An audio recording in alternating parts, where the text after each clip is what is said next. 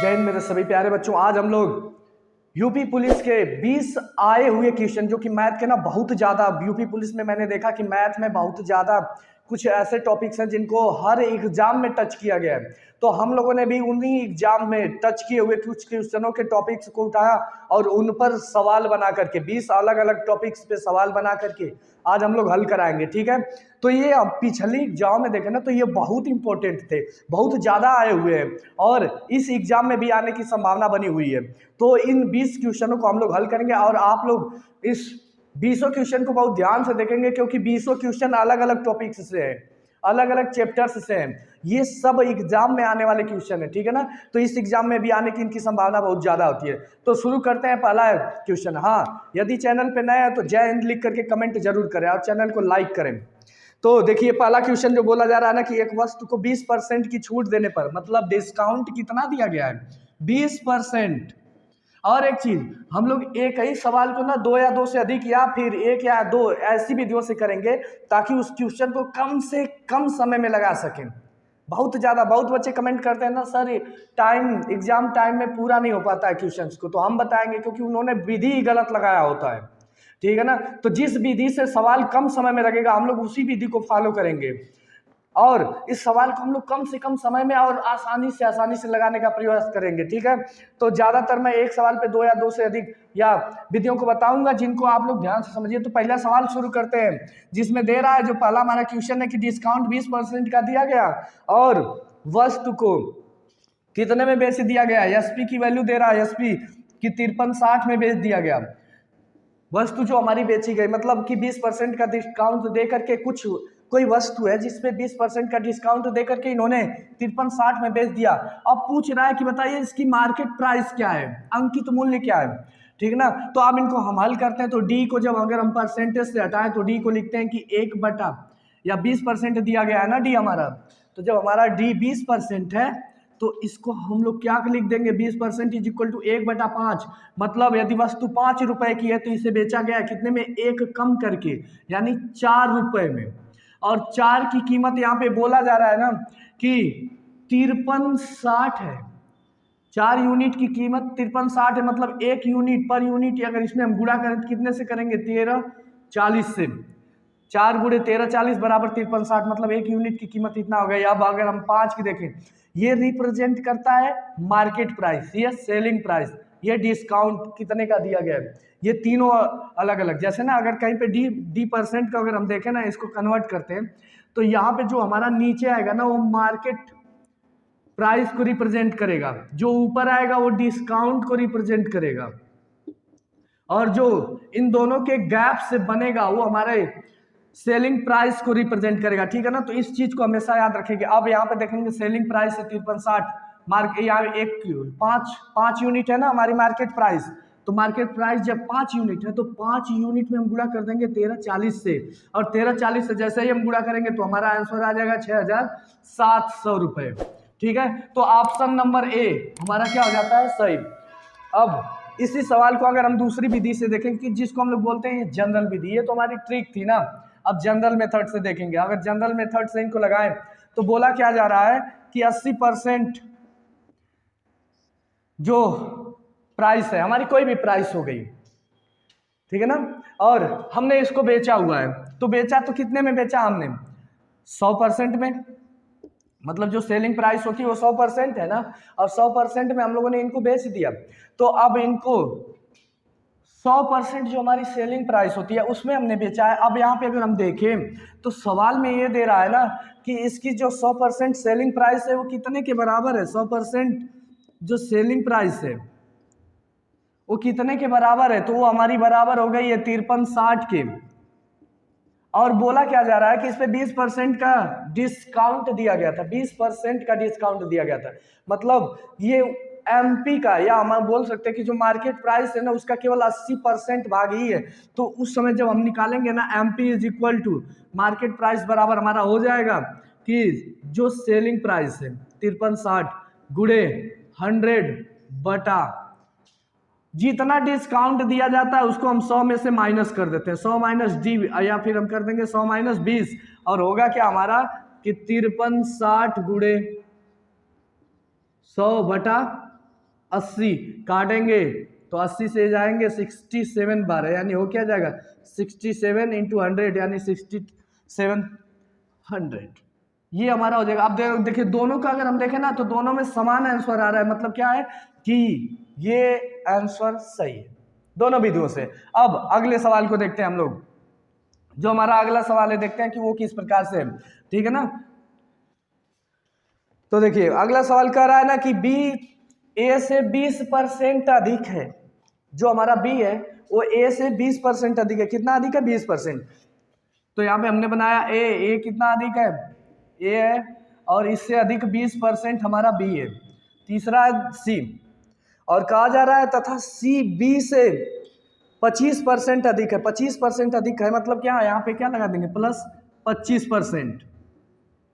और बोला जा रहा है कि सी कितना है 330, जो सी का मान है वो 330 है। तो अब अगर हम हल करें ना, जैसे समझिए ए की प्राइस हमारी ए है, तो हर वस्तु अब ए से 20% अधिक बी है, यानी जो बी का मान होगा वो कितना होगा ए गुणे 120/100। अगर ए 100% है अपने में तो ये उसका 120% होंगे। और बोला जा रहा है ना कि जो सी है ये बी का मान हो गया, जो सी है वो इनसे भी ज्यादा है। और कितना ज्यादा है 25% ज्यादा है, मतलब कि 125% ऑफ बी गुणे 100। परसेंटेज हमने हटा दिया, इतना हो गया बराबर। और कह रहा है कि सी का मान कितना है कि 330 रुपए है, ठीक है ना। और जब 330 है ना तो इनको हम रख लिया। अब इसको सॉल्व करते हैं, ए का मान निकालते हैं। ए का मान क्या आ जाएगा, तो वो क्या जाएगा कि ए गुणे 120 गुणे 125/100 बटा बराबर 330।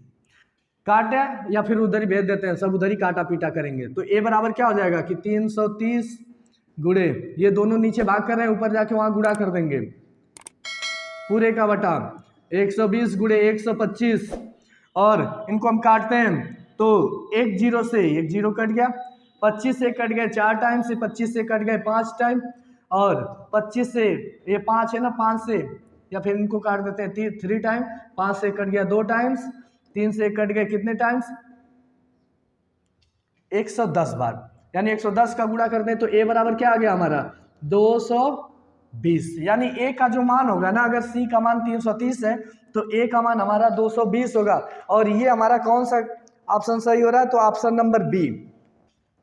ऑप्शन नंबर यदि हम जाए तो बी वाला ऑप्शन क्या हो जा रहा है सही। अब इसी सवाल को हम दूसरी विधि से देखते हैं, विधि नंबर 2, ठीक है ना, विधि नंबर 2। और विधि नंबर 2 का क्या कहना है, विधि नंबर 2 कहती है ना सबका रेशियो बना दीजिए, रेशियो विधि बोलते हैं इसको। तो अब ए और बी में रेशियो क्या बन रहा है, ए और बी, ए अनुपात बी। तो इनका जब रेशियो बनाएंगे ना तो 20% है, और 20% को हम लिख सकते हैं ना 1/5, मतलब ये 20% अधिक है। यानी अगर ए हमारा 5 है तो ये एक अधिक हो जाएंगे, एक अधिक हो जाएंगे मतलब क्या हो जाएंगे ये 6 यार, तो इनका जो मान होगा वो 6 का होगा। आगे अगर देखें तो जब हमारा बी रेशियो सी है, बी सी, तो इनमें यदि हम देखें, ठीक है ना, तो बी वाला और सी वाले में कितने का अंतर है 25%। 25% को हम लिख सकते हैं 1/4, मतलब यदि बी 4 है तो सी का मान कितना हो जाएगा, प्लस अधिक है ना तो 5 हो जाएगा। सी का मान हमारा कितना हो गया 5 हो गया। अब बोला जाएगा ए अनुपाते बी अनुपाते सी का यदि हम मान निकालें तो यहाँ पे देखो, यहाँ पे बी का मान 6 है, यहाँ पे 4 है, तो बी के यूनिटों को आपस में परस्पर इंटरचेंज करके मल्टीपल कर देते हैं जो कॉमन होते हैं। यहाँ बी है और यहाँ पे 6 और 4 है, तो इसमें हम मल्टीपल करेंगे 4 का और इसमें मल्टीपल करेंगे 6 का। हमारा ट्रिक यही कहती है कि इसमें मल्टीपल 4 का कर दीजिए, इसमें मल्टीपल 6 का कर दीजिए। अब मल्टीपल करते हैं तो 4 × 20 अनुपाते 4 × 24, बी का हमने लिख लिया तो यहाँ लिखने की जरूरत नहीं, और 6 × 30। अब बोला जा रहा है ना कि जो सी की वैल्यू है वो 330 की है, मतलब इंटू 110। इसमें 30 में अगर हम इतना 11 का गुणा कर दें, 30 में किसका गुणा करें 11 का, तो हमारा इतना प्राप्त हो जाएगा। मतलब यदि हम यहाँ से ए का मान निकालें तो गुणे 11 करेंगे और इसका मान कितना हो जाएगा 220।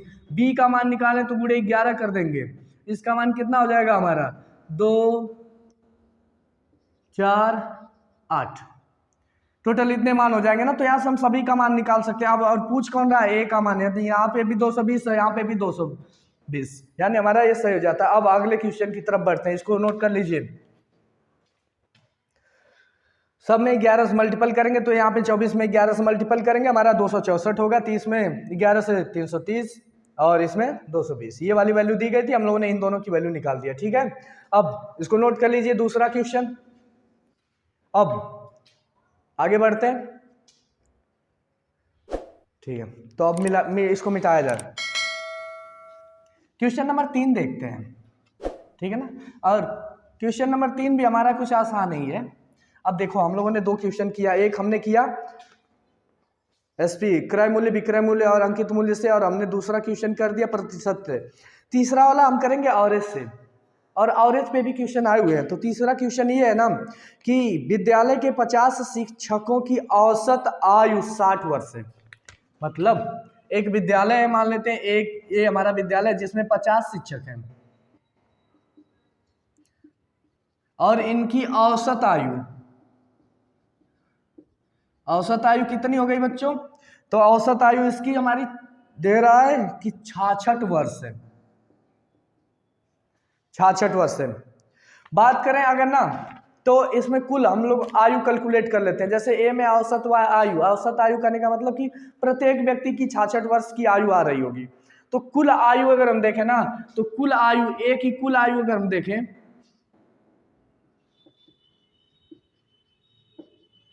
तो कितना हो जाएगा? 50 गुणे 66, यानी इसका मान आएगा 0,3300। ठीक ना। अब दूसरी में सवाल में बोल रहा है कि दूसरे विद्यालय के 60 शिक्षकों की आयु, 60 शिक्षक, बी का क्या है 60 शिक्षक हैं, और कहा जा रहा है कि इसकी औसत आयु कितनी आ रही है? हमारी औसत आयु आ रही है 55 वर्ष। ठीक है ना, तो औसत आयु का मान दे दिया 55। अब बी की कुल आयु निकाल लें, और जब बी की कुल आयु निकालेंगे तो क्या हो जाएगा कि संख्या गुणे औसत आयु, मतलब 60 गुणे 55, और जब 60 गुणे 55 करेंगे तो इसका मान भी हमारा कितने का आ जाएगा? 3300 का। ठीक है ना। अब आगे कहा जा रहा है, सवाल में ही बोल रहा है वो क्या कि दोनों विद्यालयों को शिक्षकों को मिला करके औसत आयु, जब शिक्षकों को मिलाएंगे मतलब a प्लस बी, तो a प्लस बी में कुल शिक्षक कितने हो जाएंगे? कुल शिक्षक तो हो कितने जाएंगे? अब इसमें देखेंगे तो हमारे शिक्षक 50 है, इसमें 60 है, मतलब टोटल क्या हो जाएंगे? 50 प्लस 60 यानी 110। और कुल आयु यदि हम देखें, चलिए औसत निकालते हैं डायरेक्ट। औसत बराबर क्या होता है कि कुल आयु बटा कुल संख्या, मान रखते हैं तो क्या आएगा कि 3300 इनका मान, प्लस बी का मान कितना आया था कुल आयु, वो भी है हमारी 3300, बटा कुल शिक्षकों की संख्या कितनी है? 110 की है। अब भाग देंगे तो 3300 में 3300 पहले जोड़ देते हैं तो कितना हो जाएगा? 6600 बटा 10, काट देते हैं, इनको काटेंगे तो हमारा जाएगा टोटल 60 बार। तो 60 वर्ष जो आएगी ना, 60 वर्ष हमारे कुल ए प्लस बी की औसत आयु हो जाएगी। क्लियर है। अब अगले सवाल की तरफ हम लोग बढ़ेंगे। तीसरा हो गया, अब चौथा सवाल देखते हैं। ठीक है ना, तो अब हम लोग नोट कर लीजिए, फिर इसको मिटाते हैं।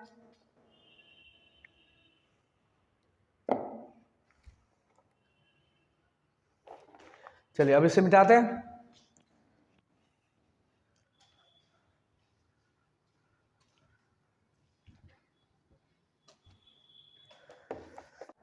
तो क्वेश्चन नंबर 4 देखते हैं। क्वेश्चन नंबर 4 में दिया है कि 8 के पहले 4 धनात्मक गुणांकों का औसत ज्ञात कीजिए। ठीक है ना, तो समझते हैं कि 8 के प्रथम 4 धनात्मक गुणांक क्या होंगे। एक पहले तो हो जाएगा 8, फिर होगा 16, फिर होगा हमारा 24, फिर 32। और कह रहा है ना सवाल कि इसी के औसत मान बताइए। तो औसत मान निकालने के लिए क्या हो जाता है कि औसत मान बराबर हमारा फॉर्मूला होता है, औसत मान इज इक्वल टू सभी संख्याओं का योग, मतलब 8 प्लस 16 प्लस 24 प्लस 32 बटा और इनकी संख्या, इनकी क्या संख्या, 1 है 2 3 4, मतलब 4 है। टोटल ऐड करेंगे तो 8 और 16 और 24 और 32, 8 जोड़ दिया 32 में हो गया 40, 16 जोड़ दिया 24 में 32, मतलब ये भी हो गया 40। यानी क्या हो गया कि 40 + 40 बटा 4 या 80 बटा 4, यानी इसका औसत मान क्या आ गया 20। तो अगर हम देखें सवाल में तो क्वेश्चन नंबर 4 का राइट आंसर हो जाएगा बी। ठीक है, इसे नोट कीजिए। आगे देखते हैं, मिटा देते हैं। ठीक, क्वेश्चन नंबर 5 को देखते हैं अब। तो क्वेश्चन नंबर 5 लगा दो।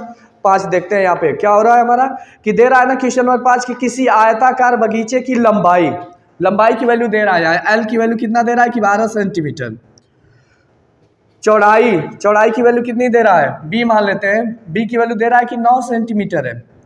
आगे कह रहा है कि उस आयताकार बगीचे का क्षेत्रफल क्या होगा। तो क्षेत्रफल बराबर जो हमारा फॉर्मूला होता है ना कि लंबाई गुणे चौड़ाई, और लंबाई गुणे चौड़ाई होता है यानी 12 गुणे 9।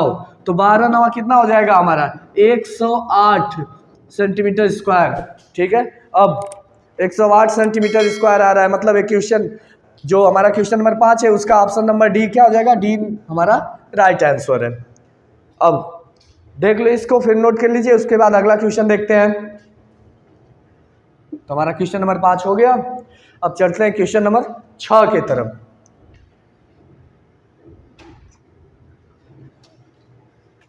क्वेश्चन नंबर 6, ठीक है ना। तो बहुत सही बच्चों, देखते रहते हैं हम लोग ना, अब इसी तरह से घिसते चले जाएंगे। क्वेश्चन नंबर 6 बोल रहा है ना कि 2 का क्यूब गुणे 3 के घाते 5 गुणे 5 के घाते 5 तथा और कौन संख्या दे रहा है कि 3 के पावर 1 गुणे 5 के पावर 2 गुणे 7 के पावर 1 का महत्तम समापवर्तक बताना है, मसप बताना है। ठीक है ना, मसप बताना है। तो मसप का मतलब क्या हो जाता है कि जो दोनों में कॉमन मिले। ठीक है ना, हाईएस्ट कॉमन फैक्टर होता है मसप।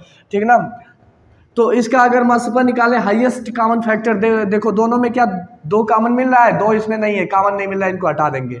यदि हम मसप निकाले तो बराबर क्या आ जाएगा, यहाँ देखें कि 3 के पावर 1 है, 3 के पावर 5 है, मतलब अगर इसको लिखे तो 3 के पावर क्या लिख देंगे 1 गुणे 3 के पावर 4। तो जब 3 के पावर 1 गुणे 3 के पावर 4 लिख देंगे तो 3 के पावर 1 जो है ना दोनों में कॉमन हो जाएगा, यानी पहला हमारा कॉमन मिला 3 के पावर 1। अब 5 के लिए देखते हैं, तो 5 के पावर 5 है और 5 के पावर 2 है। इसको अगर हम लिखें तो क्या लिखेंगे, 5 का स्क्वायर गुणे 5 के पावर 3। अब 5 का स्क्वायर दोनों में कॉमन मिल गया, यानी जो दूसरा हमारा हो जाएगा वो 5 का स्क्वायर। ठीक है, तो अब हम यदि ऑप्शन में जाएं तो देखिए ऑप्शन नंबर जो डी दिया हुआ है ना, वो डी नंबर में क्या दे रहा है कि 3 के पावर 1 गुणे 5 के पावर 2। तो ऑप्शन नंबर डी हमारा राइट आंसर बनेगा। ठीक है, तो ये हमारा क्वेश्चन नंबर 6 भी हो गया। अब अगला सवाल देखते हैं। हो गया, मिटा दे, चलिए बहुत अच्छी बात है। अगर छूट जाए ना तो ऐसा नहीं करेंगे, वीडियो को थोड़ा सा बैक करके या फिर रोक देंगे, और रोक करके आप लोग क्वेश्चन को पूरा नोट करते जाएंगे और सवाल भी लिख लेंगे। ठीक है, क्वेश्चन नंबर 7 देखते हैं कि राहुल ने बाजार से 80 वस्तुएं खरीदी और कुल वस्तुओं का 25% वस्तुएं खराब निकल गई तथा शेष वस्तुओं को 50% लाभ पर बेचा गया, कुल लाभ प्रतिशत क्या होगा। ठीक है ना, बोला जा रहा है कि राहुल जो है बाजार में जाके 80 वस्तु खरीद रहा है, तो राहुल को यह जो 80 वस्तु खरीद रहा है, ठीक है ना, और 80 वस्तु यदि खरीद रहा है तो मान लेते हैं ना कि एक वस्तु 1 रुपए की है, मतलब इन्होंने टोटल जो इनका क्रय मूल्य हो जाएगा वो कितने का हो जाएगा, 80 रुपए का होगा। एक वस्तु 1 रुपए की हमने मान लिया। बोला जा रहा है कि 25% वस्तुएं खराब हो जा रही हैं, तो अगर 25% इसमें बोला गया कि वस्तु खराब हो गई, 25% अगर खराब हो गई ना तो निकाल लेते हैं कि हमारी वस्तु आखिर कितनी बची हुई वस्तु कितनी है, अच्छी बची हुई वस्तु कितनी हो जाएगी। तो 80 का यदि हम 25% निकालें तो 25%, ठीक ना, तो आएगा क्या कि 80 और परसेंटेज से जब चेंज कर देंगे इसको तो 1/4 कट गया 20, यानी 20 वस्तु खराब हो गई। बची कितनी, 60 वस्तुएं बची हुई हैं, 20 तो खराब हो गई हैं। ठीक है ना, तो अगर हम देखेंगे कि बची हुई वस्तुओं की संख्या कितनी है तो 60 वस्तुएं जो कि अच्छी बची हुई है। अब बोला जा रहा है कि इनको 50% लाभ पर बेच दे रहे हैं। 50% लाभ मतलब क्या है कि यदि एक वस्तु 1 रुपए की है तो उस पर कितना लाभ लिया गया होगा, 0.5 रुपए का, मतलब आधा रुपया या 50 पैसे का लाभ लिया जा रहा है, मतलब इसका 50% लाभ ले रहे हैं। तो अगर हमें एसपी निकाले ना तो एसपी हो जाएगा कि 60 गुणे 150/100, क्योंकि 50% लाभ लिया जा रहा है। काट देते हैं, गुणा करेंगे तो 15 छक्का 90, मतलब इसको बेचा गया, खरीदा गया था 80 रुपये में, बेचा गया 90 रुपये में। अब यदि हम लाभ परसेंट देखें, ठीक है ना, तो प्रॉफिट परसेंटेज बराबर कितने का गैप हो रहा है, कितना लाभ हुआ, 80 में खरीद के हमने 90 में बेच दिया, यानी 10 रुपए का लाभ हुआ, कितने पे, 80 रुपए के इन्वेस्ट पे, और गुणे 100। अगर हम निकालें तो कितना आ जाएगा, 0 से 0 कट गया और आया हमारा कितना की 100/8, और निकालेंगे तो 12.5% का लाभ हो रहा है, ठीक है ना। लेकिन ये वाली विधि जो है ना बहुत लंबी जा रही है, तो इसको इस विधि से करेंगे ही नहीं, इसके लिए एक बहुत छोटी सी विधि भी होती है, और उस विधि से देखते हैं। तो विधि नंबर 2 यदि हम देखें ना, हमने कहा था ना कि जो भी सवाल लंबा जाएंगे उनके लिए विधि 2 है, ट्रिक पे हम देखेंगे। तो विधि नंबर 2 अब देखा जाए तो विधि नंबर 2 कहती है ना कि plus minus A is equal to plus minus X plus minus Y plus minus X Y upon 100। बोला जा रहा है ना कि एक पे क्या हो रहा है कि 25% खराब हो गई, मतलब 25% कमी हो गई, दूसरे पे 50% लाभ लिया गया, यानी 50% की ग्रोथ हुई है, ठीक है ना।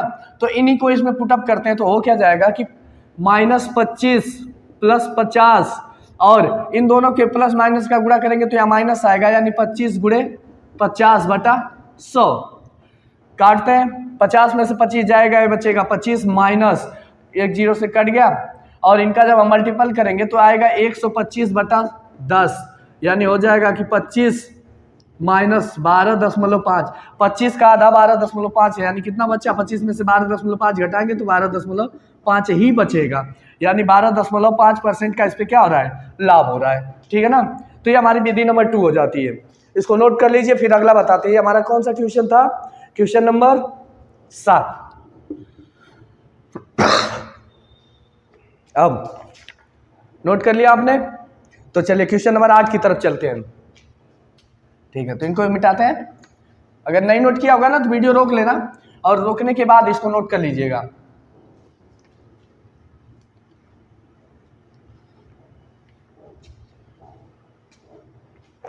क्वेश्चन नंबर 8 देखते हैं। क्वेश्चन नंबर 8 दे रहा है ना कि एक किताब के विक्रय मूल्य तथा क्रय मूल्य 3 संबंधित 4 के अनुपात में, ठीक है ना। विक्रय मूल्य बोल रहा है कि एसपी संबंधित सीपी, और इनका अनुपात कितना है, 3 संबंधित 4 का है। बोला जा रहा है कि लाभ या हानि पर प्रतिशत बताइए, जो बताइए ना, या लाभ या लॉस कितना हो रहा है, या फिर पी परसेंटेज बताना है कि इसका मान कितना है, ठीक है ना। ये हमारा क्वेश्चन नंबर 8 है कि इनका अनुपात इतने में है, बताइए लाभ और हानि कितना हो रहा है, ठीक है। तो ये भी क्वेश्चन बहुत आसान होता है, ठीक है ना। इनको ट्रिक के हिसाब से देखते हैं, ट्रिक वो क्या बोलती है, नहीं पहले बेसिक देख लेते हैं। हमारा क्या है कि ये हम मान लेते हैं, अगर हम एसपी बराबर मान लेते हैं 3x है, तो सीपी का मान कितना हो जाएगा, सीपी का मान हमारा 4x होगा, ठीक ना। अब यहाँ पे देखो हमने खरीदा 4x में और बेचा 3x में, मतलब क्या हो रहा है कि हानि हो रही है, कम में बेचा है ना। कितने में कम में बेचा है, x कमी में बेचा है।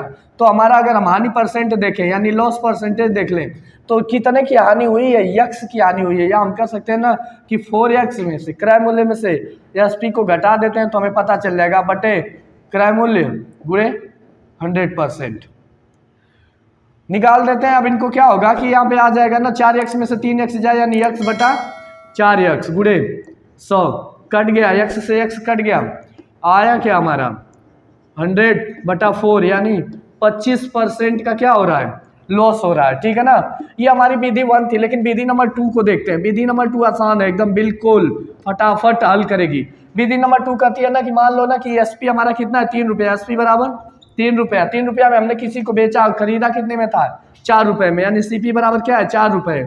तो अब हमें यदि लॉस देखना हो ना, तो कितने का लॉस हुआ है, 4 में खरीद के 3 में बेचे हैं, यानी 1 रुपये का, 1/4 गुणे 100 निकालेंगे तो काट देंगे, सीधा कितना आ जाएगा, 25%, ठीक है ना। तो इसको भी नोट कर लीजिए, क्वेश्चन नंबर 8 जो कि हमारा कितना आ रहा है, 25%, चाहे विधि 1 से देखें चाहे विधि 2 से देखें, ठीक। अब क्वेश्चन नंबर 9 की तरफ जाएंगे, इसको नोट कर लीजिए फटाक से। हाँ, एक चीज और, अगर जहां भी सवाल में कहीं पे दिक्कत रहे ना, तो आप कमेंट बॉक्स में जाकर के क्वेश्चन नंबर टाइप कर दीजिएगा, ठीक है। और हाँ, चैनल पे यदि आप नए हो या पहली बार देख रहे हो ना तो वीडियो अच्छी लगे ना तो चैनल को लाइक कर दें, और जय हिंद एक प्यारा सा छोटा सा कमेंट जरूर लिख करके डालें उस पर, ताकि हमें भी पता चलते रहे कि कौन बच्चे हमारे चैनल पे नए जुड़े हुए हैं, ठीक है ना। और यदि ये अच्छी चीज़ें लगे ना तो और लोगों को भी शेयर करें और चैनल को सब्सक्राइब कर लें, ताकि सभी बच्चे क्या हो ना, आपके पास जो भी नोटिफिकेशन हो, हम लोग कई प्रैक्टिस सेट कराएंगे तो सारी प्रैक्टिस सेट आप तक पहुँचते रहें, ठीक है। तो इसको लिखिए, फिर उसके बाद क्वेश्चन नंबर अगला कराते हैं। ठीक, अब क्वेश्चन नंबर 9 देखते हैं। क्वेश्चन नंबर 9 बोला जा रहा है, सवाल में दिया हुआ है कि क्वेश्चन नंबर जो 9 है ना वो बेसिकली सिंप्लीफिकेशन का। हाँ, ये जो क्वेश्चंस है ना ये सब एग्जाम से उठाए गए हैं, किसी न किसी पेपर में आए हुए थे, तो इसीलिए ना ये सब एक दूसरे टॉपिक अलग अलग हैं, और हम लोग कई प्रैक्टिस सेट या कई एग्जाम के ऐसे ना तैयार किए हुए हैं, तो उसको हम लोग सॉल्व कराते रहेंगे आप में, तो आप उन लोग हर एक चीज़ को ध्यान से देखते रहेंगे, ठीक है ना। अब क्वेश्चन नंबर 9 जो दे रहा है कि 6 सही 1/5 गुणे 5/6 का कितना है 2/5 माइनस 16/62 प्लस 11/62, ये दिया हुआ है, ये हमारा सवाल दे रहा है, ठीक है ना, कि आखिर ये चीज़ें जो है इनको आपको हल करना, सिंप्लीफाई करना है, ठीक है। ये सिंप्लीफिकेशन का सवाल ही होता है, इसको सरल करना होता है। तो इसका नियम होता है ना कि सबसे पहले कोष्टक हल करते हैं, फिर भाग करते हैं, फिर गुणा करते हैं, फिर जोड़ करते हैं, फिर घटाना करते हैं, ठीक है ना। भाग जोग बोलते हैं, का को पहले काटिए, गुणा करें, फिर भाग करें, फिर गुणा, जोड़ को करने के बाद घटाइए इसको, ठीक है ना। ये रूल्स होते हैं कुछ, इसको हम सिंप्लीफिकेशन जब चैप्टर पढ़ाएंगे तो वहाँ पे हम करेंगे। हम लोग प्रैक्टिस सेट भी हल करा रहे हैं और चैप्टर भी पढ़ा रहे हैं, ठीक है ना। तो आप सभी वीडियो को देखिएगा। अब इधर देखो, प्रैक्टिस सेट में अगर हम लोग देखें तो ये चीज़ें हमारी दी गई है, ठीक है, और इनको अब हम सिंप्लीफाई करते हैं। सिंप्लीफाई करने का ये चीज़ है ना कि अब इधर पहले कोष्टक वाला है दिया हुआ है, तो इसको अगर बाहर भी कर लेते हैं तो कोई फर्क नहीं, आंसर वही आएगा। तो 6 × 5 = 30, 1 31 होता है, यही ये रूल है, यानी 31/5 गुणे 5/6। और का क्या जाता है कि का, इसको हल करना बहुत जरूरी है। सबसे पहले यही चीजें हल की जाएंगी। तो नीचे जो अगर हम एलसीएम लेंगे ना तो आएगा 5 × 62, 5 से इसको काटा 62 टाइम गया, यानी 2 × 62 माइनस 16, 16 × 62 कट गया, 16 × 5 16 × 5 प्लस 11, और 11 गुणे कितना हो जाएगा हमारा 62 है तो 5, ठीक है ना। अब देखिए यहाँ पे हम 5 से 5 को काट देते हैं, 31/6 का कितना करना है 62 में जब मल्टीपल करेंगे 2 का तो आ जाएगा 4, और 6 दूनी 12, 124 माइनस 16 × 5 कितना हमारा हो जाएगा 16 × 5 80 प्लस 55 बटा इनका अभी रहने देते हैं, लास्ट में कट जाएंगे तो इनको 5 × 62 ही रहने देते हैं। क्या हो गया कि 31/6 का कितना है 124 माइनस 124 में पहले इनको जोड़ेंगे, और इसमें से 80 अगर हम घटा दें तो 124 में जोड़े तो 9 और माइनस 80, अरे 5 जोड़ेंगे 9 हो गया, 5 जोड़ेंगे 7 हो गया, 1 बटा 5 × 62, और 100 का अगर इसमें से हम आप 80 घटा दें तो बचेगा 99 बटा 5 × 62। अब का जब हटता है ना तो ये गुणे का चिन्ह हो जाता है, मतलब क्या हो जाएगा कि 31/6 गुणे 99 बटा 5 × 62। अब इसको काटते हैं, कै बार गया 2 बार, 6 से काट देंगे अगर हम इसको काटें तो ये कितने बार गया, तो 3 से कटेगा 2 टाइम्स, और ये 3 से कटेंगे 33 बार, यानी हो क्या जाएगा 5 ऊपर क्या बचा 33 बचा, नीचे 2 बचा ये वाला, फिर 5 बचा ये वाला, फिर इधर 2 बचा हुआ है, यानी हो क्या जाएगा कि 33/20। तो इसका हमारा जो राइट आंसर आ रहा है ना वो 33/20 आ रहा है। ऑप्शन नंबर आ दी, ऑप्शन में देखें तो ऑप्शन नंबर ए हमारा इसका क्या है कि right answer, option number A, ठीक है ना। ऑप्शन नंबर ए हमारा दिया है 33/20। अब अगला सवाल देखते हैं जो क्वेश्चन नंबर 10 है। तो क्वेश्चन नंबर 10 को यदि हम देखें तो क्या दे रहा है, पहले इसको मिटा लेते हैं।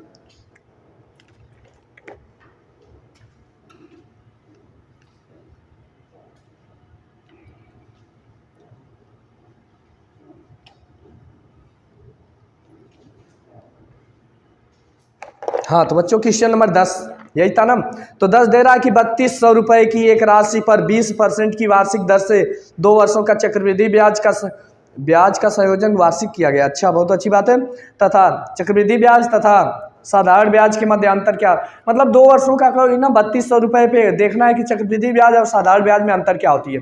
तो ठीक है ना, तो वो हमारा जो प्रिंसिपल दिया गया है वो कितने का है, 3200 रुपये। मूलधन हमारा 3200 रुपये का है।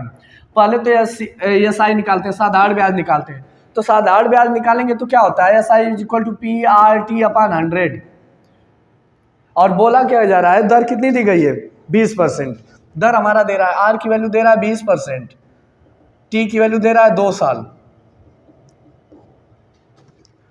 तो निकालते हैं PRT, यानी हो क्या जाएगा कि 3200। इसको ना हम लोग ट्रिक से करेंगे, बहुत आसान होगा।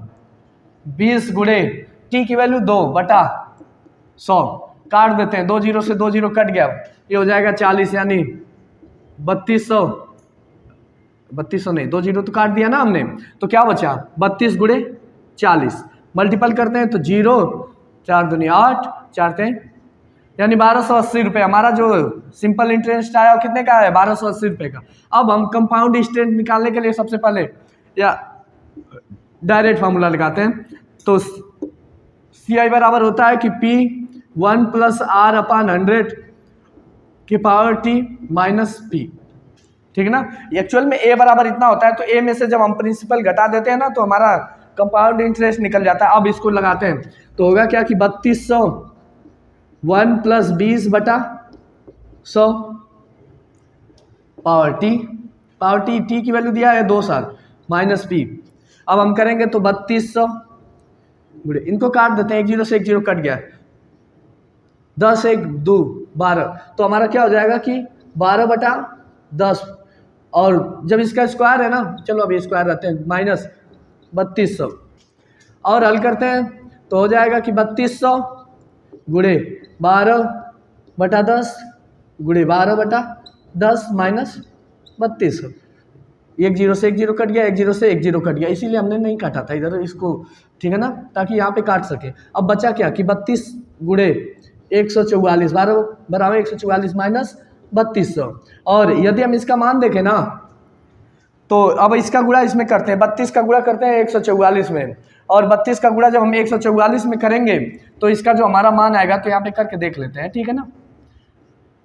4 दूनी 8, 4 दूनी 8, 2 12 के 2 13 और 3 4, तो 8 हो जाएगा, 0 हो जाएगा, और 3 2 5 1 6, और ये हो जाएगा 4, यानी कितना हो गया 4608 माइनस 3200, यानी इसकी जो वैल्यू आएगी वो कितने की आ रही है, 46 में से अगर इसको हम घटाएं तो 8 100 कुछ आएगी, देखते हैं 1428 रुपये की, 1400, और देखते हैं कितने की आ रही है, ठीक है ना। चलो लिखी के घटा लेते हैं,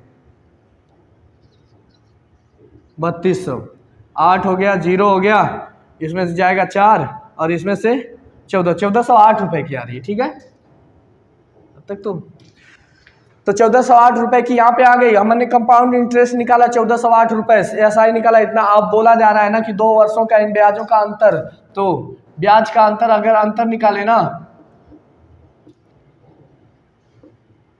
अंतर बराबर क्या हो जाएगा कि CI माइनस SI। तो CI में से SI घटाएंगे, मतलब क्या है कि 1408 में से यदि हम घटाते हैं कितना, 1280, तो जब घटाएंगे तो आएगा 128 रुपये। तो 128 रुपये का अंतर आ रहा है, ठीक है ना। ये हमारी विधि 1 है, बहुत लंबी जाती है, ठीक है, इसीलिए इस सवाल को विधि 2 पर भी लगाएंगे। देखिए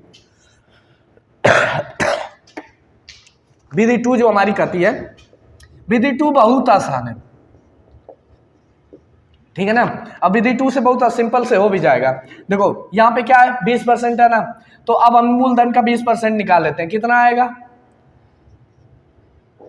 तो 20% यदि मूलधन का निकाले, मतलब 3200 का हम निकालते हैं 20%, चलो परसेंटेज हटा देते हैं, 2 0 2 0 कट गया, इनका गुणा किया हमने, कितना आ गया 0 4, अरे 640 आएगा, ठीक है ना। तो 640 रुपया, ठीक है। अब इसमें ना हमारा ट्रिक चलती है 2 और 1 का।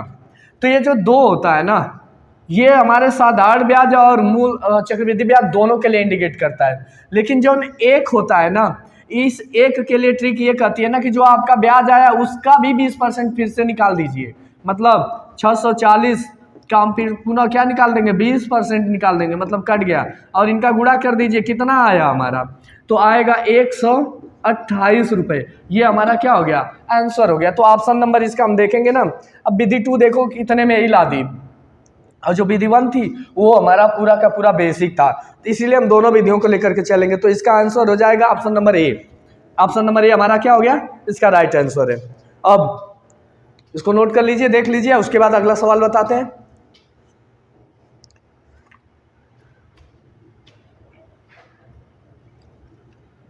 इसको मिटाते हैं। देखिए अब अगले सवाल की तरफ चलते हैं। आगे जो भी चीजें हैं ना, वो भी सब ऐसे ही आए हैं, जिनकी ना मतलब ना समझ सकते हो ना कि ये किस तरह के लेवल से टच कर रहा है। हम लोगों ने ना कुछ इसी प्रकार से सिंप्लीफाई किया हुआ है। अब आगे देखेंगे हम। बोला जा रहा है ना कि सवाल में कि एक शंकु की ऊंचाई दे रहा है, एच की वैल्यू इन्होंने कितना दे दिया, 24 सेंटीमीटर, 24 सेंटीमीटर। और कह रहा है कि उसके आधार की त्रिज्या आर की वैल्यू इन्होंने दे दिया है कितना, 10 सेंटीमीटर। बोला जा रहा है कि यदि इसे रंगने का दर जो रुपए हैं, वो रुपए कितने लग रहे हैं, 28 रुपए लग रहे हैं प्रति सेंटीमीटर स्क्वायर में। तो शंकु को बाहर से रंगने का कुल खर्च क्या होगा, जैसे जोकर की टोपी होती है ना, उसी को शंकु बोलते हैं, और उसको बाहर से रंगना है, ठीक है। तो यहाँ पे हम निकालेंगे शंकु का वक्र पृष्ठ। शंकु का वक्र पृष्ठ जो कि होता है पाई आर एल, वक्र पृष्ठ, ठीक है ना। और फॉर्मूला क्या होता है, पाई आर एल। यहाँ पे एल की वैल्यू निकालनी पड़ेगी, जब तक एल की वैल्यू दी नहीं गई। तो एल की वैल्यू सबसे पहले निकालते हैं, तो क्या हो जाएगा, under root H square plus R square, Pythagoras theorem लगती है, ठीक है ना। अब जब शंकु बनाएंगे ना इस तरह से, चलो यहाँ पे बना देते हैं। शंकु जब ऐसे बनाएंगे हम, तो यहाँ पे देखो ना, ये एच की दे दिया, आर की दे दिया, मतलब कर्ण, जो कर्ण होता है ना, वो कड़ी में आधार स्क्वायर और ऊंचाई के स्क्वायर के बराबर हो जाएगा। तो अब इसको 22 की जगह रखेंगे तो कितना हो जाएगा, कड़ी में 24 का वर्ग, ठीक है, और प्लस आर का वर्ग मतलब 10 का स्क्वायर। तो 24 का जब वर्ग करेंगे ना, तो हमारा आएगा 576 प्लस 100, यानी जब हम टोटल करेंगे, तो इसको जब हम टोटल करेंगे ना, तो इसकी वैल्यू आ जाएगी 676। और जब 676 आएगी, तो जब एक कड़ी से बाहर आएगा ना, तो इसका मान आएगा 26, यानी यल की वैल्यू क्या आ गई, 26। अब हम निकालते हैं पाई आर एल, ठीक है ना। तो अब पाई आर एल, शंकु का वक्र पृष्ठ निकालेंगे। शंकु का वक्र पृष्ठ जो कि है पाई आर एल, और पाई आर एल का जब मान रखेंगे तो आएगा इसका 22/7 गुणे 10 गुणे यल की वैल्यू कितनी आई है, 26 आई। इसको यही रहने देते हैं। बोला जा रहा है कि प्रति सेंटीमीटर रंगने का जो लग रहा है ना चार्ज, इतना चार्ज लगा हुआ है। तो अब हमें क्षेत्रफल तो इतना मिल गया, तो इस पे निकालने का अगर हम देखें ना, तो कुल खर्च जब लिखेंगे, कुल खर्च, तो कुल खर्च हमारा कितना हो जाएगा कि 22/7 गुणे 10 गुणे 26 गुणे 28, क्योंकि प्रति सेंटीमीटर मतलब 1 का है तो 28, 2 का होगा तो उसका दूना कर देंगे, यानी 56, 3 का होगा तो मतलब मल्टीपल करना होता है जितना भी क्षेत्रफल करना है। 7 से काट दिया, कितने टाइम्स गया, 4 टाइम्स। अब मल्टीपल करते हैं, सभी को गुणा कर देंगे, तो क्या हो जाएगा, ये हो जाएगा 44 गुणे 10 गुणे 26, ये बचा ना हमने, एक मिनट, 44 नहीं, 88 होगा। 4 का जब मल्टीपल करेंगे तो क्या हो जाएगा, 88 गुणे 10 गुणे 26। और इसका जब हम गुणा करते हैं, तो इसका गुणा करेंगे ना, तो इसका कुछ मान आएगा। अब गुणा करके देखिएगा, तो इसका मान हमारा कितना आएगा कि 2288 यानी हमारा जो ऑप्शन नंबर ए दिया है ना, ऑप्शन नंबर ए हमारा क्या हो जाएगा, राइट आंसर बनेगा, ठीक है। तो ये हमारा हो गया क्वेश्चन नंबर 11 नंबर क्वेश्चन भी हमारा कुछ इस तरह का आता है, शंकु का दे देगा या फिर किसी भी चीज का दे दे, ठीक है। तो इसको नोट कर लीजिए, फिर आगे अगला क्वेश्चन बताएंगे हम।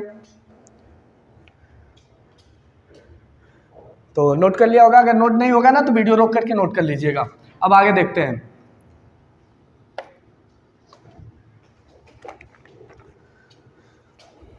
तो आगे हम देखेंगे ना, क्वेश्चन नंबर हमारा जो 12 दे रहा है, 12 क्या कर रहा है कि 1 का 1 plus 2 plus 3 plus 4 dot dot dot कहाँ तक दिया हुआ है कि 25 तक है। इसका मान योगफल निकालना है, 1 से 25 तक की प्राकृतिक संख्याओं का योगफल बताइए।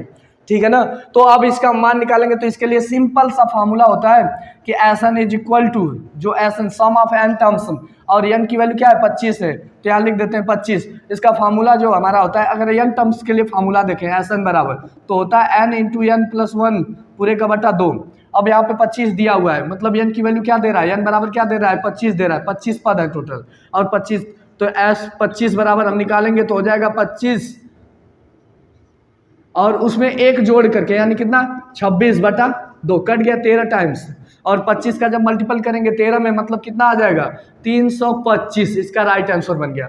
ठीक है, अगर इसी को हम विधि नंबर 2 से देखें ना, तो विधि नंबर 2 जो बोलती है ना, वो ये बोलती है ना कि जो हमारे होंगे टोटल पद होंगे ना, पदों की संख्या कितनी है इसमें 25 है ना, तो हम क्या करते हैं कि 25/2 कर देते हैं गुणे। अब इसमें हम क्या करेंगे कि जो हमारा प्रारंभिक अक्षर है जो अंतिम अक्षर, इन दोनों को आपस में जोड़ देते हैं, तो इन दोनों को जोड़ेंगे तो कितने हो जाएंगे 25 + 1 यानी 25 + 1 यानी हो क्या जाएगा कि 25/2 गुणे 26 कट गया, ये भी 13, तो कितना आ जाएगा 325। दोनों से देखेंगे ना तो वही आंसर आएगा। ये हमारा क्वेश्चन नंबर 12 रहा।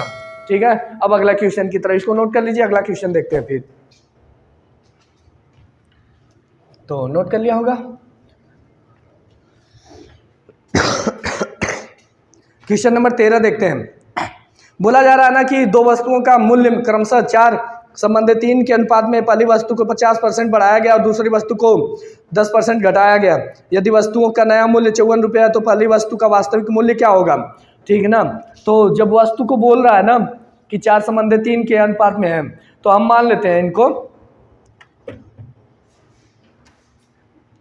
तो इसको देखते हैं हमारा क्या दे रहा है कि जो इनका अनुपात है ना वो कितने का अनुपात दिया है कि 4 संबंधित 3 का, 4 संबंधित 3 मान लेते हैं। ठीक है ना, और बोला जा रहा है ना कि पहली वस्तु में 50% बढ़ाया गया, तो जो हमारी पहली वस्तु थी ना उसमें 50% बढ़ाया गया, तो अब और दूसरी वस्तु को कितना किया 10% घटाया जा रहा है, तो 10% घटाना। अब 10% में जब आएंगे ना तो थोड़ा 3 और 4, 3 का 10% निकाल 10 में चला जाएगा, इनको पहले गुणा कर देते हैं 10, उसी तरह कन्वर्ट कर देते हैं, तो 40 संबंधित 30 कर देते हैं, अनुपात वही है। ठीक है ना, अब इसको बोल रहा है ना कि हमें कितना बढ़ाना है 10% घटा देना है, माइनस करना है 10%, इसका 10% जो निकालेंगे तो आएगा 3, यानी 3 घटाएंगे 27, बोला है कि 27 नहीं कितना है 54 है, यानी मल्टीपल 2 है, तो ये भी फिर जो वास्तविक मूल्य पूछा है ना वास्तविक मूल्य मल्टीपल 2 हो जाएगा, मतलब कितना हो जाएगा 80 रुपये मल्टीपल होगा। अगर पूछेगा ना कि बताइए कि इसका मूल्य जब 50% बढ़ाया गया था तो 50% बढ़ाया गया था मतलब क्या है कि 80 रुपया था, इसका 50% बढ़ा देंगे हम, कितना हो जाएगा 80 का 50% यानी 40, यानी +40 की ग्रोथ हो जाएगी, यानी इसका मान कितना हो जाएगा 120 रुपया, इसका इस समय इसका 54 रुपया और इसका 120 रुपया। लेकिन जो आंसर पूछा जा रहा है ना वास्तविक यानी 80 रुपये हमारा क्या हो जाएगा आंसर हो जाएगा। तो इसका जो राइट आंसर बनेगा वो हमारा बन जाएगा बी। अब इसको भी विधि नंबर 2 से भी देख लेते हैं। ठीक है ना, तो विधि नंबर 2 यदि हम देखें ना तो बोला जा रहा है ना कि सवाल में 4 संबंधित 3 का अनुपात है, 4 संबंधित 3 का अनुपात है, मतलब पहली वस्तु यदि 4x है ना, पहली यदि 4x है तो दूसरी कितनी हो जाएगी, तो दूसरी हमारी 3x हो जाएगी। और यदि हम देखें तो बोला जा रहा है ना कि 10% घटा दिया गया, तो अब इसका हम निकाल दें यदि हर एक चीज को, ठीक है ना, और उसमें हमें देखें तो अगर हम इसके में देखें 10% घटाते हैं मतलब क्या कि अब 90% बची हुई है मात्र, और 90% निकाल देते हैं इनका, तो बोला जा रहा है ना कि ये 54 रुपये हो जा रही है, तो काटते हैं इनको।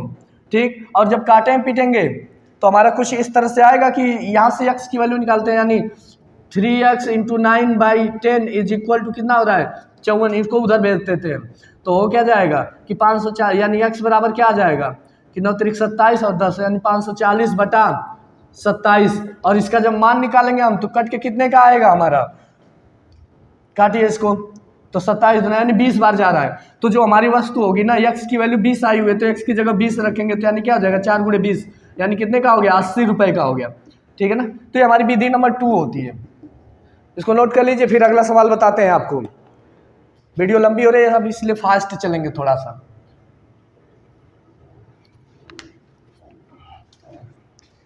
इसके आगे अगला सवाल जो दिया गया है ना कि सी अकेला किसी काम को 20 दिन में कर सकता है, बहुत अच्छी बात है। सी काम कर कितने दिन में कर रहा है, सी वर्क कर रहा है 20 दिन में, तो जो दिन 20 ले रहा है ना तो इसकी दक्षता जो होगी ना, सी की जो दक्षता होगी 1/20 की हो जाएगी, और बोला जा रहा है ना कि डी अकेला उसी काम को 30 दिनों में पूरा कर सकता है। डी जो है वो अकेला 30 दिन ले रहा है, यानी डी की दक्षता, यदि दक्षता की बात करें हम, दक्षता तो कितना हो जाएगा 1/30 की, मतलब क्या है कि एक दिन में उस काम का 1/30वां हिस्सा कर रहा है, दूसरे दिन भी 1/30, तो टोटल करेंगे तो 30 दिन लगेंगे। आगे बोला जा रहा है ना कि दोनों मिल करके इस काम को कितना दिन में पूरा करेंगे, सी और डी मिल करके, मतलब 1/20 प्लस 1/30, और इसको जब हम हल करेंगे तो हम इन दोनों का एलसीएम लेंगे, आएगा 60, यानी 3 + 2, यानी वो कितना जाएगा 5/60, यानी हमने अगर निकाले 1/c + d की जो दक्षता है वो कितने की आ रही है 1/12 की आ रही है, यानी दिनों की संख्या लेंगे तो वो अपोजिट हो जाएंगे, यानी c + d द्वारा दिनों की संख्या दी, हम देखें दिनों की संख्या, तो इसका हम क्या कर देंगे उल्टा कर देंगे, यानी 12 दिन लगाएंगे। अब इसी को ट्रिक से देखते हैं, ट्रिक हमारी बहुत आसान होती है।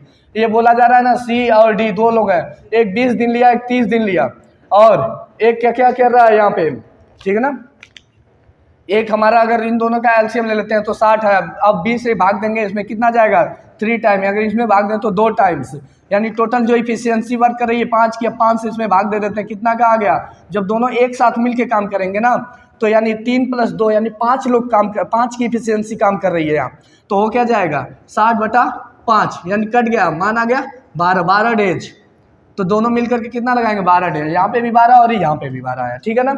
अगर सवाल कोई समझ में ना आया तो आप पूछ लीजिएगा, कमेंट बॉक्स में क्वेश्चन नंबर डाल दीजिएगा, हम आपको बाद में इसी टॉपिक पे समझा देंगे, ठीक है। अब अगला सवाल देखेंगे हम लोग।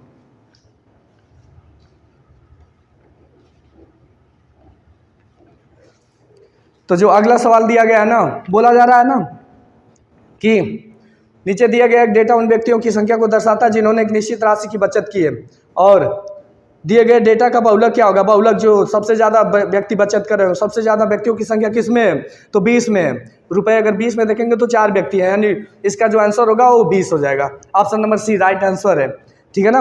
अब अगला सवाल देखते हैं। तो जो अगला सवाल हमारा दे रहा है ना कि एक व्यक्ति 30 मीटर प्रति सेकंड की गति से एक कार चला रहा है, व्यक्ति को 1620 किलोमीटर की दूरी कितने समय में तय करेगा, ठीक है ना। तो अब हम देखेंगे, इसको हल करते हैं। कोई व्यक्ति है जो कि कितने की स्पीड उसकी अगर देखें तो हम स्पीड की बात करते हैं तो 30 मीटर प्रति सेकंड की है ना, तो मीटर प्रति सेकंड से सबसे पहले हम किस में कन्वर्ट करेंगे, किलोमीटर प्रति घंटा में, क्योंकि जो हमारी दूरी दी गई है ना डिस्टेंस, वो 16 कितना दिया गया था, 1600 कितना दिया गया, 1620 दिया गया है, ठीक है ना।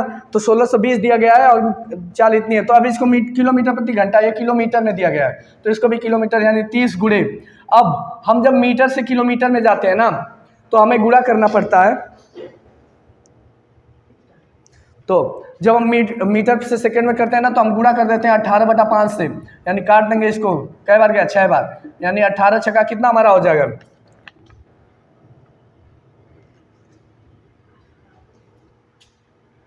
तो 108 हो जाएगा, ठीक है ना। 18 छक्का हमारा कितना होगा 108 किलोमीटर प्रति घंटा, यही इसकी स्पीड आ रही है, ठीक है ना। अब इस स्पीड से अगर हमें जाना है तो चाल बराबर फार्मूला क्या कहता है, चाल बराबर दूरी बटा समय, चाल बराबर जो होता है दूरी बटा समय, यानी हमारी क्या है दूरी, क्या है समय निकालना है ना, तो समय बराबर क्या हो जाएगा दूरी बटा चाल, यानी 1620 बटा चाल कितने की आई है 108, और इनको जब यदि हम काटें, ठीक है ना, और इनको जब हम काटेंगे तो इसका बेसिकली जो मान आएगा ना ये 15 टाइम्स जाएंगे, यानी इसका आंसर क्या आ जाएगा 15 घंटे हावर्स।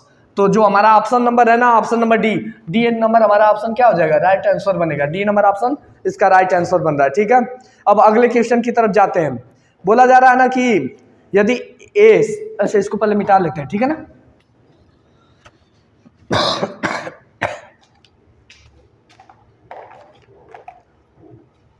बोला जा रहा है कि ए अनुपात बी का मान क्या है 4/5 है, अगर और पूछ क्या रहा है कि a बटा बी अनुपात b बटा a का मान निकाला है, तो a अनुपात b, अगर इसको हम लिखना चाहे ना तो क्या लिख देंगे कि a बटा b बराबर 4/5, और जब इसको हम लिख देंगे ना इतना, तो अब इसको जब हम हल करेंगे यहाँ पे रखते हैं तो क्या हो जाएगा कि a बटा बी, यानी a बटा बी की जगह हम क्या रख देंगे कि 4/5, और अनुपात का मतलब होता है बटा, और b बाई ए मतलब इसको उल्टा कर देते हैं तो क्या हो जाएगा 5/4, कन्वर्ट करेंगे, उल्टा करेंगे, पलटी मार जाएंगे, क्योंकि मेन बटे से पलटी मारेंगे तो क्या हो जाएगा 4/5 गुणे 4/5 यानी 5×5 = 25 यानी हो जाएगा 16/25, क्योंकि गुणा करने का नियम होता है कि अंश आपस में हर आपस में 16/25। इसका जो राइट आंसर हमारा बनेगा वो ऑप्शन नंबर बी नंबर क्या है, बी नंबर हमारा राइट आंसर बनेगा। ठीक है ना।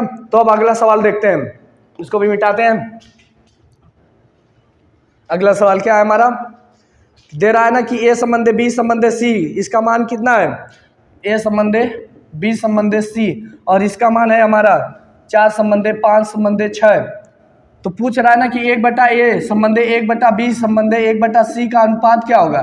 ठीक है ना। तो बहुत आसान तरीका, हम लोग क्या करते हैं ना, इनको 1 कर देते हैं बराबर 1/4 संबंधे 1/5 संबंधे 1/6, और इन तीनों का जो अगर हम लसा ले लें तो 4, 5, 6 का लसा, और लसा कितना आ जाएगा, तो इनका लसा आएगा 60। तो इसमें ना 60 का मल्टीपल कर देते हैं सभी में, तो 1/4 गुणे 60 संबंधे 1/5 गुणे 60 संबंधे 1/6 गुणे 60। काटेंगे, इससे कट गया, एक कितने बार गया 15 बार, ये कितने बार गया 12 बार, ये कितने बार गया 10, यानी जो इनका अनुपात बनेगा वो 15 संबंधे 12 संबंधे 10 का अनुपात बनेगा। तो हमारा ये जो क्वेश्चन था, क्वेश्चन नंबर 18, इसका आंसर क्या हमारा हो जाएगा कि 15 संबंधे 12 संबंधे 10। अब क्वेश्चन नंबर 19 देखते हैं। क्वेश्चन नंबर 19 जो दिया गया है ना हमारा, वो कर रहा है, इसको पहले मिटा देते हैं। ठीक है ना। इसका आंसर ऑप्शन नंबर कौन सा बना हमारा, सी नंबर ऑप्शन जो हमारा वो सही हो जाएगा। अब क्वेश्चन नंबर 19 देखते हैं। 19 कह रहा है कि 1 का स्क्वायर प्लस 2 का स्क्वायर प्लस 3 का स्क्वायर डॉट डॉट डॉट, इसको निकालना है 10 के स्क्वायर तक। ठीक है ना। और इसका योगफल पूछ रहा है कि इसका योग का मान कितना होगा, इसका योगफल कितना होगा। ठीक है। तो जब इसको हम हल करेंगे ना, तो अब इसको हल करते हैं, तो इसका फार्मूला जो होता है हमारा वो जैसे ना ये 1 square 2 square plus 3 square plus 4 square plus dot dot dot n square होता है। तो इसका फार्मूला होता है n × n+1 कोष्टक में 2n+1/6। अब n की वैल्यू अगर हम निकालें, यहाँ पे क्या दिया गया है 10 गुणे 10 + 1 गुणे 2 गुणे 10 + 1/6, यानी वो क्या जाएगा कि 10 गुणे 11 गुणे 10 दूना 20 1 21 21/6। और इसको काटते हैं, 2 से काट दिया हमने 5 टाइम, और ये कट गया 2 से 3 टाइम, 3 से कट गया 7 टाइम, 7 × 5 = 35, यानी 35 गुणे 11। आंसर निकालेंगे तो कितना हो जाएगा कि 3 8 5 385, ये हमारा आंसर बन जाएगा। ठीक है ना। तो ऑप्शन नंबर जो हमारा ए है वो सही बनेगा। अब अगला सवाल देखते हैं, जो 20वां क्वेश्चन है, क्वेश्चन नंबर 20। ठीक है। इसको मिटाते हैं। क्वेश्चन नंबर 20 कह रहा है ना कि 1/1 + 2 1/1 + 1/1 + 2/3, ये हमारा दिया गया सवाल दे रहा है। ठीक है ना, कि मान क्या होगा इसका। ठीक है, कि 1 + 1/2। ठीक है। अब इसको चेंज करते हैं, इसका जो हमारा क्वेश्चन नंबर 20 है इसको सिंपलीफाई करते हैं, ऊपर से करते हैं, इसकी ट्रिक्स भी होते हैं, लेकिन आज नहीं, इसको बाद में कभी बताएंगे। ठीक है। तो अब सिंपलीफाई करेंगे, नीचे से यहाँ तक चले आते हैं, 1 + 3 और +2, यानी हो जाएगा क्या 5/2। फिर करेंगे, तो अब इसको जब आपस में हल करेंगे, पहले हमने इसको हल किया था, तोड़ा था केवल, अब इसे तोड़ते हैं। तो 1/1 + 1/5 2 7, यानी क्या हो जाएगा हमारा 7 नीचे और 2 ऊपर, यानी 2/7। अब इसको जब हल करेंगे, तो अब इनको जब हल करेंगे तो 7 दूना 9 और 7 ऊपर चला जाएगा, तो हो क्या जाएगा कि 7/9 इसका राइट आंसर बनेगा। ठीक है ना। तो 7/9 इसका राइट आंसर है। ठीक है। बस ये रहे हमारे 20 इंपॉर्टेंट क्वेश्चन, और आपको बताया ना कि हम इसी तरह से ना हर